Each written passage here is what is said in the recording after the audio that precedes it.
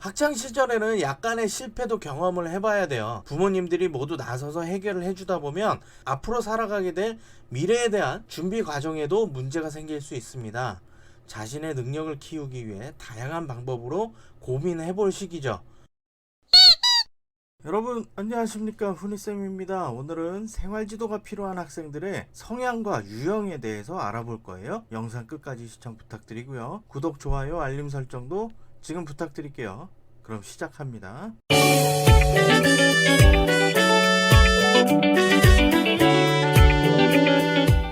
사회가 변화됨에 따라서 학생들의 특성도 많이 달라졌어요. 같은 나이의 학생들이라도 지역의 특성이나 학교에 따라서 성향이 다르기도 하고요. 보편적인 특성이 있기는 하지만 모두 같다고 보기 어려운 경우도 확인할 수 있습니다. 요즘 학생들의 성향에 대해서 확인해 볼까요? 개인주의를 벗어나서 이기주의적 성향을 가진 학생들도 있습니다. 다른 사람을 배려하지 않고 자신의 입장만 강조하죠. 교사의 입장에서 우리 학교에는 이런 아이가 없을 거야 라고 단정지어서 생각하면 안 됩니다. 혹시 그런 아이가 있다고 한다면 다른 학교로 전학을 보내실 건가요? 교사라면 학생의 문제 행동에 관해서 함께 해결해야 하는 과제를 안고 있습니다. 교사가 생활지도를 할 때 학생의 성향을 파악하는 것이 필요해요. 학생들의 문제 행동의 유형을 구분해서 해결책을 어느 정도는 미리 계획하고 있어야 합니다. 수업을 방해하거나 학교에서 생활을 할 때에도 다른 학생들에게 피해를 주는 경우가 있기 때문이죠. 생활지도가 필요한 유형에 대해서 확인해 볼게요. 수업을 방해하면서 자신이 하고 싶은 대로 하는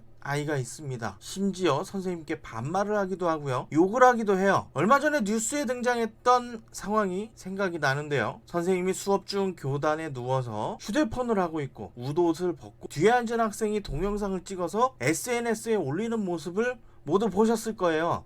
한 학교의 문제가 아닙니다. 수업 시간에 일어날 수 있는 일이죠. 왜 이런 상황이 발생했을까요?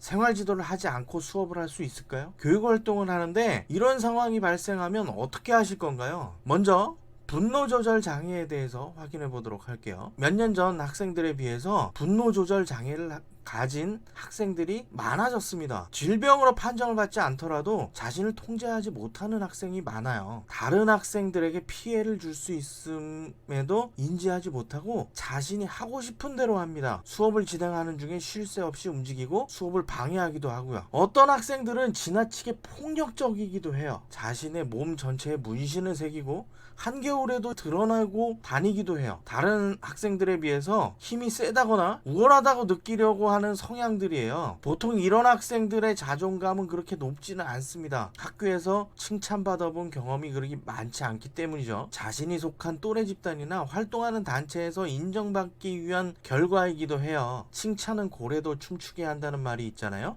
이런 학생들에게는 성공할 수 있는 기회를 제공해 주어야 하죠. 좋은 점을 칭찬해 주면서 자존감을 높일 수 있도록 합니다. 다음은 외모 지상주의에 대해서도 확인해 볼게요. 요즘 화장하지 않는 여학생을 거의 찾기가 어려워요. 외모를 중시하는 사회적 분위기도 있긴 하지만 외모 컴플렉스를 감추기 위한 방법으로 활용하기도 합니다. 이성 친구를 사귀면서 스킨십이나 성관계에 관한 이야기를 스스럼 없이 하는 것도 저희 세대와는 사뭇 다른 모습이에요. 다음은 폰 중독에 대해서도 확인해 보도록 할게요. 스마트폰은 손에서 떼지 않는 디지털 원주민이라고도 하죠. MZ세대들과 소통하기 위해서는 어떤 방법으로 접근해야 될까요?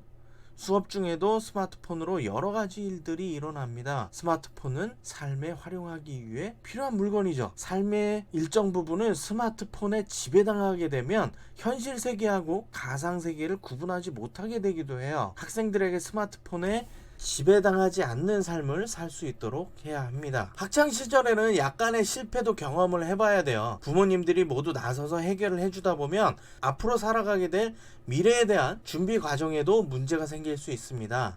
자신의 능력을 키우기 위해 다양한 방법으로 고민해 볼 시기죠.